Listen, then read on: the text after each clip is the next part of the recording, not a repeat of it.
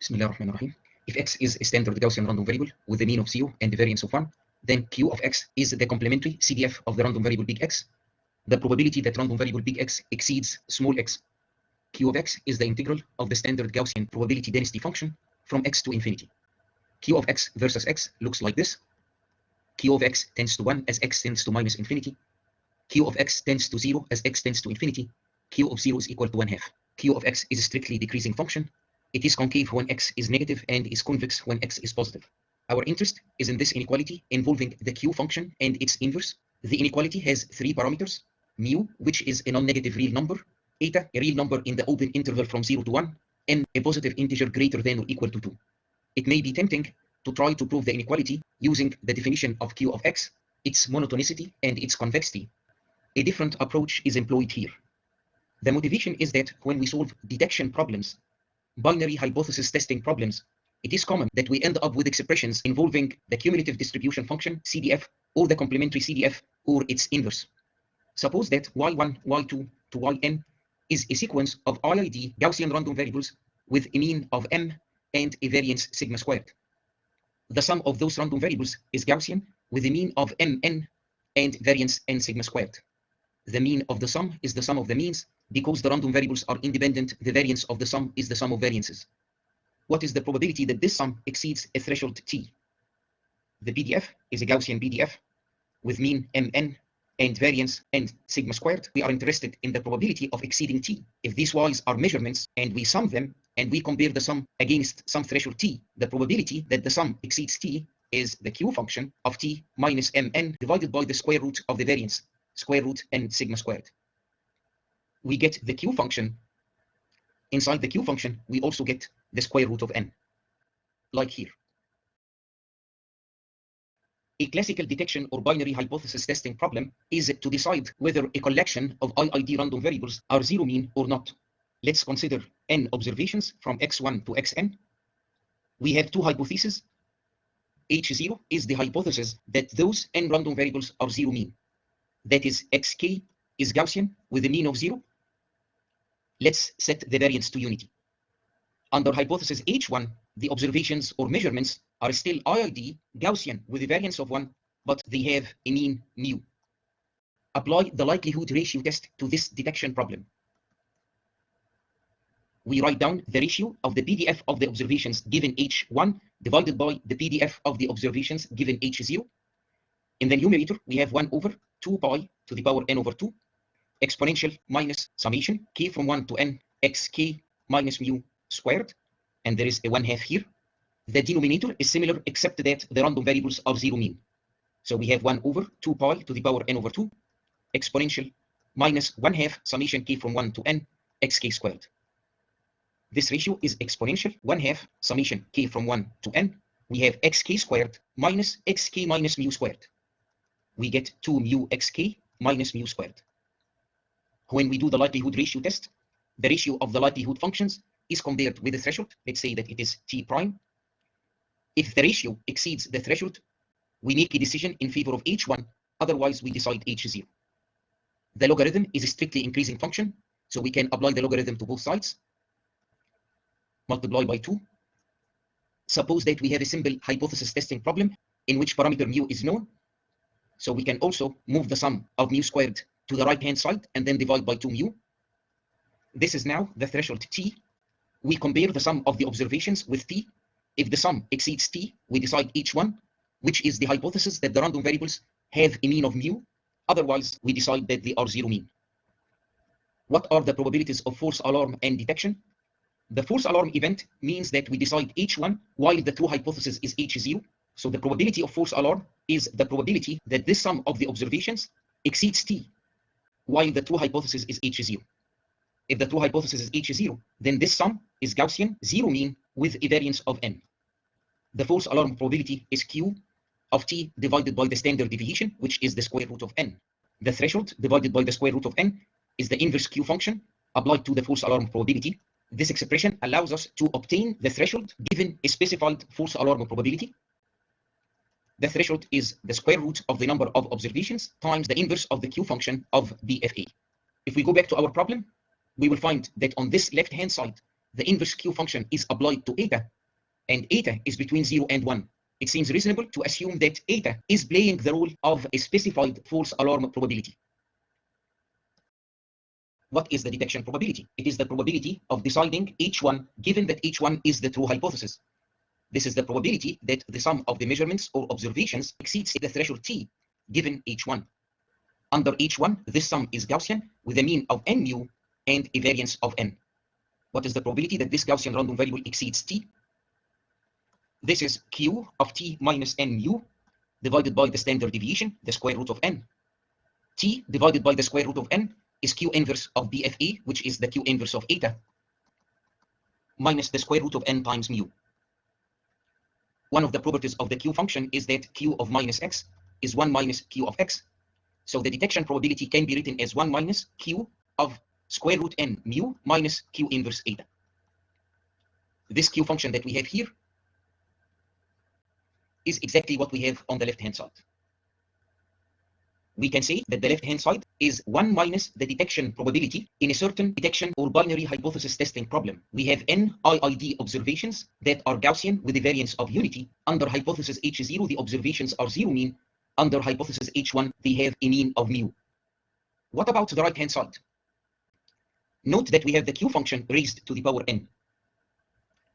The likelihood ratio test is optimal in the sense that given a certain false alarm probability, it yields the maximum possible detection probability. It seems like the inequality of interest comes from comparing the optimal likelihood ratio test with another method for doing detection. The decision statistic in the likelihood ratio test is the sum. The right-hand side of the inequality of interest has a power of n. This may come from replacing the sum as a decision statistic by the maximum of the observations or measurements. So consider another detector. Rather than using the sum, we use omega, which is the maximum observation. We compare the maximum with a threshold T tilde. We decide H1. If the threshold exceeds T tilde, we make a decision in favor of H0 if the threshold is below T tilde. The false alarm probability is the probability that omega exceeds T tilde given H0. This is 1 minus the probability that the maximum omega is less than or equal to T tilde given H0. The maximum of random variables x1, x2 to xn is less than or equal to T tilde if and only if all those random variables are less than or equal to T tilde. So this probability is 1 minus the probability that for every k, xk is less than or equal to T tilde, and this is assuming that the true hypothesis is H0. Those random variables are assumed to be zero mean. The random variables are IID, so this is 1 minus the probability that xk is less than or equal to T tilde given H0 raised to the power n. This is 1 minus, inside the bracket we put 1 minus the probability that xk exceeds T tilde given H0. This probability is Q of T tilde because under H0, xk is a standard Gaussian random variable. We want the false alarm probability to be equal to eta. So 1 minus eta is equal to 1 minus Q of T tilde all to the power n. 1 minus Q of T tilde is the nth root of 1 minus eta. 1 minus Q of T tilde is Q of minus T tilde. Minus T tilde is Q inverse of the nth root of 1 minus eta. In the inequality of interest, we indeed have this part here, Q inverse of 1 minus eta to the power 1 over n. What is the detection probability? And let's call it B detection tilde. In the current detector, we are using the maximum observation. If we do the optimal detection probability maximizing likelihood ratio test, we should use the sum of the observations. The detection probability looks exactly like the false alarm probability, except that we do things assuming that H1 is the true hypothesis. So this is 1 minus the probability that xk is greater than T tilde given H1 raised to the power n. The mean of xk under H1 is mu.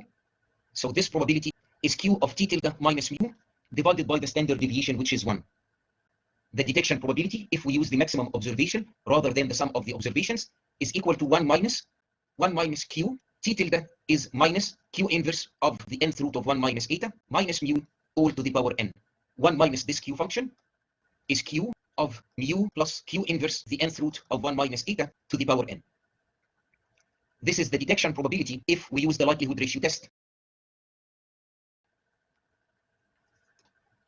Given a false alarm probability, the likelihood ratio test gives the maximum detection probability. So B detection is greater than or equal to BD tilde, which is 1 minus Q of mu plus Q inverse the nth root of 1 minus eta.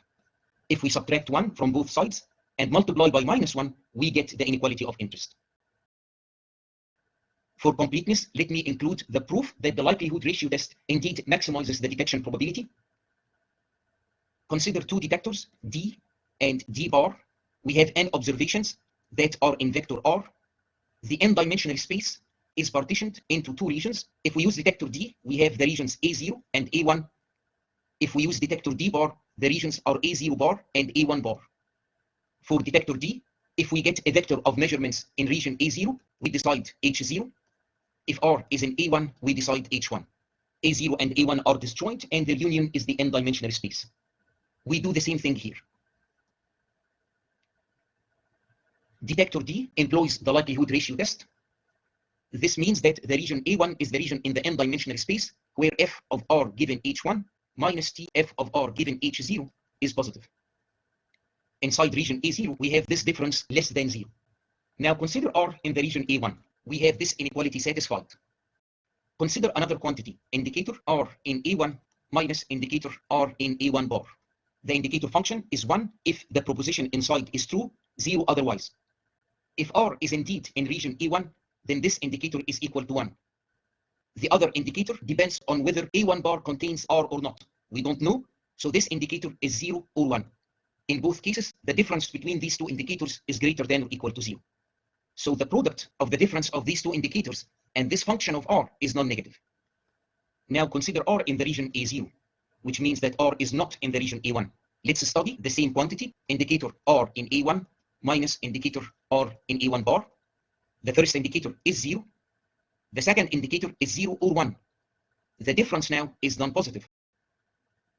Since R is in the region A0, then this function of R is non-positive. The product of two non-positive quantities is non-negative. In other words, we get that the indicator of R in A1 minus the indicator of R in A1 bar, which is non-positive, multiplied by f of R given H1 minus T f of R given H0, which is also non-positive, but the product is non-negative. The conclusion is that for every R, regardless of whether it is in A0 or A1, we have this non-negative function of R. Expand and integrate both sides over R. This integral is the integral over region A1 of the likelihood function of the observations given H1. This is B detection of detector D employing the likelihood ratio test. This is B detection of the other detector. Here we are integrating over A1 the likelihood function given H0. The true hypothesis is H0, but we get an R in A1 which leads to a decision in favor of H1. This is a false alarm event, and this integral is the false alarm probability of detector D. Similarly, this is the false alarm probability of detector D bar. If we adjust both detectors to give the same false alarm probability, then we get that the detection probability of the detector employing the likelihood ratio test minus the detection probability of the other detector is greater than or equal to 0. Then the detection probability when we employ the likelihood ratio test is greater than or equal to the detection probability of any other detector, given that both detectors yield some specified false alarm probability.